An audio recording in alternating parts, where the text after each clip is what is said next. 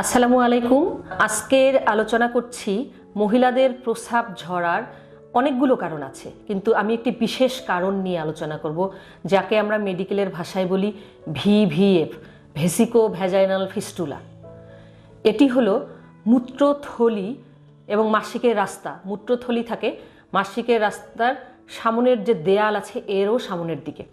এই দুটির মাঝে যদি কোনো অস্বাভাবিক যোগসূত্র তৈরি হয়, যেটি নর্মাল নয়, তাহলে মূত্রথলি থেকে প্রস্রাব মাসিকের রাস্তা দিয়ে লিক হতে থাকে সবসময়। এই রোগটি নিয়ে আলোচনা করব। রোগীরা সাধারণত কি বলে?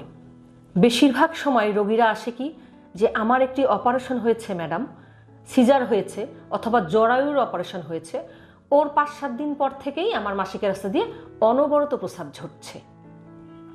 আবার কেউ কেউ বলেন যে না, অপারেশন হয়েছে ওর পরে আমি 2-3 দিন ভালো ছিলাম, যতদিন প্রস্রাবের রাস্তায় ক্যাথেটার দেয়া ছিল বা নল দেয়া ছিল। এই নল বা ক্যাথেটার খুলবার পর থেকেই অনবরত মাসিকের রাস্তা দিয়ে প্রস্রাব ঝরছে, অপারেশনের পর থেকে আমি আর ভালো নেই।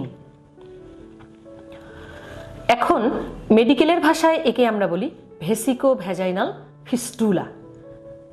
আসি কি কারণে হয়। কারণগুলোর মধ্যে অনেক কারণই আছে, কিছু বেশিরভাগ কারণই কিন্তু জন্মের পরের কারণ। জন্ম থেকে হয় এরকম কারণ খুবই রেয়ার। জন্মের পরের কারণগুলো কি? আগের যুগে আমাদের দেশের মতো দরিদ্র দেশে এর প্রথম এবং প্রধানতম কারণ ছিল ডিফিকাল্ট ভ্যাজাইনাল ডেলিভারি, বা যেটাকে সাধারণ মানুষ বলে সবসময় যে নর্মাল ডেলিভারি। আসলে ভ্যাজাইনা দিয়ে হওয়াই মানে কিন্তু নর্মাল ডেলিভারি নয়, কখনো কখনো কষ্টকর ডেলিভারিও হয়।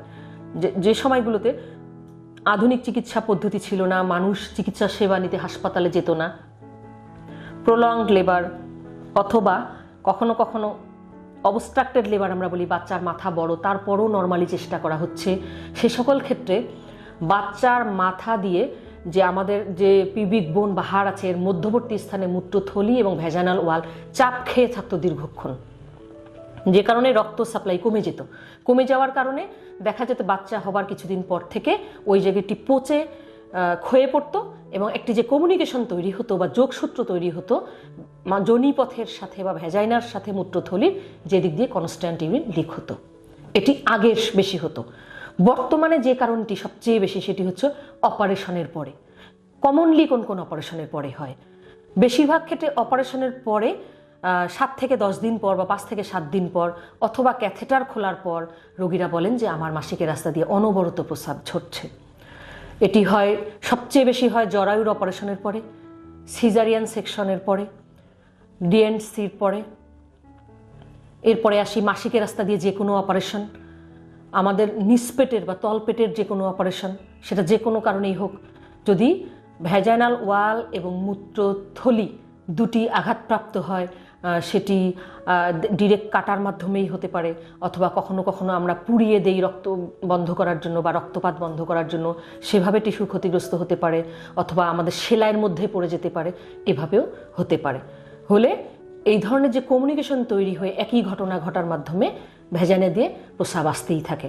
এছাড়া তলপেটের কোনো ক্যান্সার, যেমন জরায়ুর ক্যান্সার, সার্ভিক্সের ক্যান্সার, কোলন ক্যান্সার অ্যাডভান্সড, অথবা দীর্ঘমেয়াদী ইনফেকশন যেমন টিবি। টিবি বলতে আমরা কিন্তু বুঝি শুধু ফুসফুস, তা কিন্তু নয়। আমাদের খাদ্যনালীতে টিবি হতে পারে, প্রস্রাবতন্ত্রের কোথাও টিবি হতে পারে, ওগুলো থেকে হতে পারে।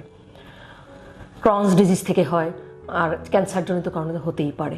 এছাড়া তলপেটের বা ওই পেরিনিয়াল এরিয়ার কোথাও ক্যান্সারের কারণে যদি আমরা রেডিওথেরাপি দিই, সেই রেডিয়েশন কিন্তু টিস্যু নষ্ট করে ফেলে।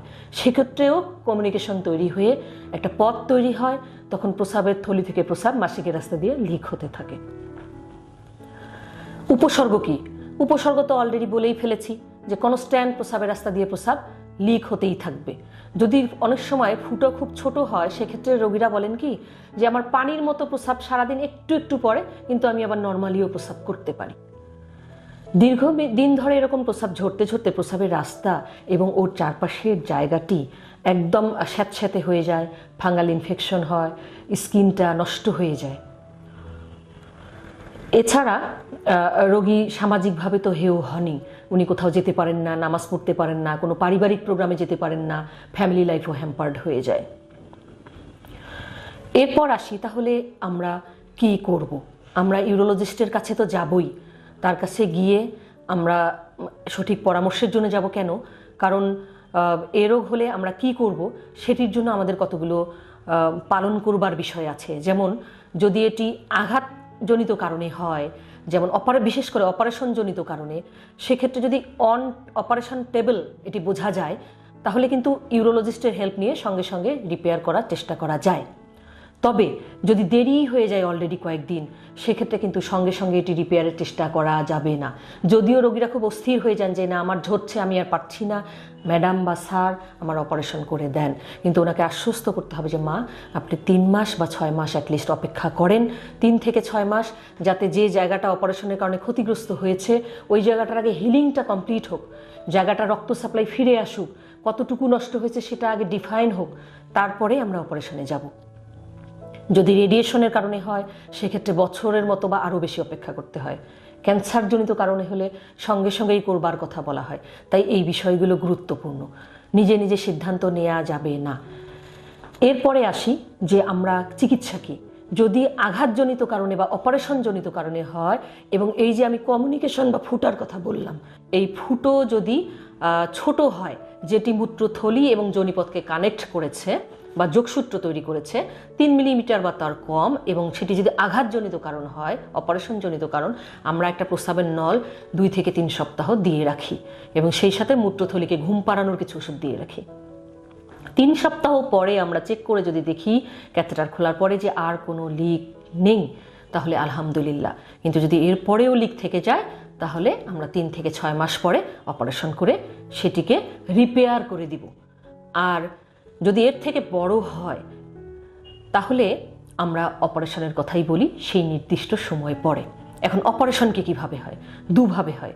যদি নিচের দিকে বেশি ফুটোটা হয়, মূত্রথলিরও নিচের দিকে প্লাস হচ্ছে ভ্যাজাইনা বা যোনিপথের একদম নিচের দিকে, তাহলে মাসিকের রাস্তা দিয়ে গিয়েই রিপেয়ার করে দেওয়া হয়। তবে বেশিরভাগ ক্ষেত্রে অপারেশনজনিত কারণে ফুটো কিন্তু উপরের দিকেই থাকে, সেটা মূত্রথলিরও উপরের দিকে প্লাস ভ্যাজাইনা বা যোনিপথের একদম উপরের দিকেই থাকে। সেক্ষেত্রে অত্যাধুনিক ল্যাপারোস্কোপিক সার্জারি আমাদের জন্য সবচেয়ে ভালো। এই পদ্ধতির মাধ্যমেই আমরা আজকাল রিপেয়ার করে দেই। খুব ছোট্ট ছোট্ট ফুটো করা হয়। তবে যেসব জায়গায় ল্যাপারোস্কোপি অ্যাভেলেবল নেই বা যারা ল্যাপারোস্কোপিক সার্জারির এক্সপার্ট না, তারা পেট কেটেও করে দেন।